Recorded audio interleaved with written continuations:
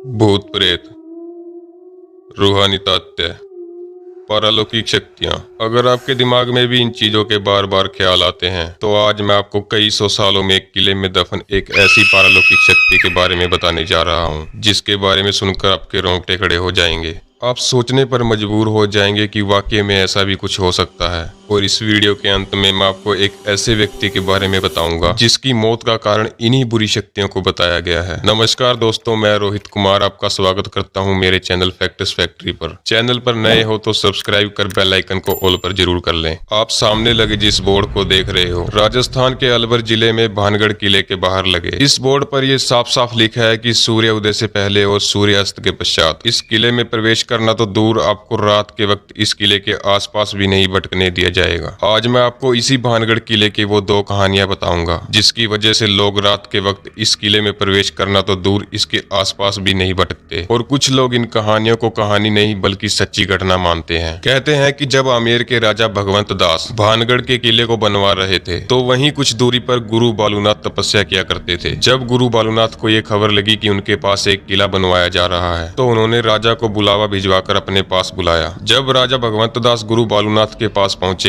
तो उन्होंने राजा से कहा कि आप जिस किले को बनवा रहे हो उससे मुझे कोई आपत्ति नहीं, लेकिन एक बात का ध्यान रखना कि इस किले की ऊंचाई इतनी मत कर देना कि इसकी परछाई दिन के किसी भी वक्त जहां मैं तपस्या कर रहा हूं वहां पर पहुंचे और मुझे छुए। उन दिनों जो साधु संत हुआ करते थे उनका बहुत आदर सम्मान किया जाता था, उनकी किसी भी बात को टाला नहीं जाता था। राजा ने भी वैसा ही किया जैसा उस साधु ने कहा था। किले के निर्माण में किले के किसी भी भाग की ऊंचाई इतनी नहीं रखी गई जिससे किले की परछाई गुरु बालूनाथ तक पहुँच सके। इस बात का ख्याल अगली 2 पीढ़ियों तक तो रखा गया, लेकिन उसके बाद जब तीसरी पीढ़ी ने भानगढ़ की गद्दी संभाली तो उन्होंने इस बात को गंभीर ना लेते हुए गुरु बालूनाथ की चेतावनी को अनसुना कर दिया और उन्होंने किले के कुछ स्थानों का पुनः निर्माण करवाकर किले को और ऊंचा करवा दिया और आखिर किले की ऊंचाई गुरु बालूनाथ तक पहुंच ही जाती है। और जब यह परछाई गुरु बालूनाथ के तपस्या वाले स्थान पर पहुंची तो गुरु बालूनाथ को इतना गुस्सा आया कि उन्होंने ये श्राप दे दिया कि भानगढ़ तबाह हो जाएगा। और फिर उसी दिन से भानगढ़ पर दुखों का पहाड़ टूट पड़ता है। और यह भी कहा जाता है कि जो 1783 में जो भयंकर अकाल आया था जिसमें मरने वालों का आंकड़ा करोड़ों में था, वो काल गुरु बालूनाथ के श्राप की वजह से आया था। और आज तक इस स्थान पर श्राप का असर देखने को मिलता है, जिसके कारण लोग इस किले के अंदर तो दूर, इसके आसपास भी नहीं भटकना चाहते। लेकिन दूसरी कहानी उस राजकुमारी की कहानी है जिस पर लोगों को सबसे ज्यादा विश्वास है। और इस खौफनाक कहानी के कारण ही लोग इस किले को भूतहा या शैतानी किला कहते हैं। जब ये किला खुशहाल था तब यहाँ पर एक राजकुमारी रहा करती थी जिसका नाम था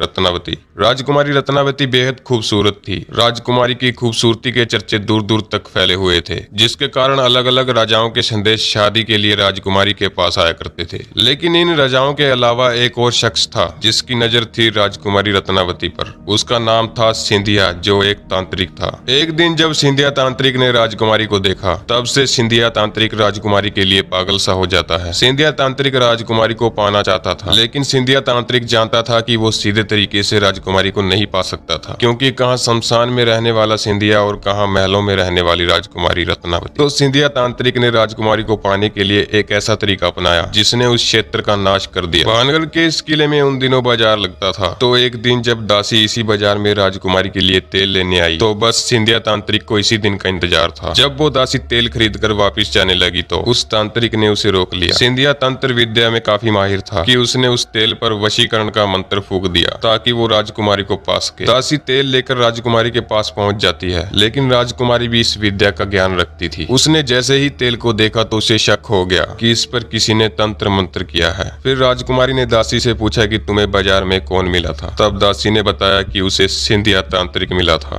तब सिंधिया तांत्रिक का नाम सुनते ही राजकुमारी को सब कुछ समझ में आ जाता है। उसे समझ में आ गया था कि मामला क्या है। राजकुमारी ने वो तेल की शीशी किले के ऊपर पड़े एक बड़े पत्थर पर दे मारी और सारा तेल उस पत्थर पर बिखर गया। ये कहा जाता है कि तांत्रिक ने इस तेल पर ऐसा जादू किया था कि अगर कोई इस तेल को लगाता तो वह उसके वश में हो जाता और खुद ही उसके पास आ जाता। आखिर ऐसा ही वो बड़ा पत्थर जिस पर राजकुमारी ने तेल की शीशी फोड़ी थी वह लुढ़कने लगता है और जिस स्थान पर सिंधिया तांत्रिक तंत्र मंत्र किया करता था उस स्थान पर लुढ़कता हुआ जाकर सिंधिया की छाती पर चढ़ जाता है। सिंधिया सारी बात समझ चुका था, तो मरते मरते सिंधिया तांत्रिक ने श्राप दे दिया था कि भानगढ़ तबाह हो जाएगा और सारे लोग मारे जाएंगे और उनकी आत्मा आत्मा इस किले में भटकती रहेगी। इतना कहकर सिंधिया तांत्रिक मर जाता है और इसके बाद होता है एक भयानक युद्ध जिसमें भानगढ़ के सैकड़ों लोग मारे जाते हैं। और ऐसा कहा जाता है कि सिंधिया के उस शराब के कारण आज तक उस किले में उन सभी की आत्माएं भटकती हैं और आज भी यहाँ रात के वक्त चीखने चिल्लाने की आवाजें आती हैं।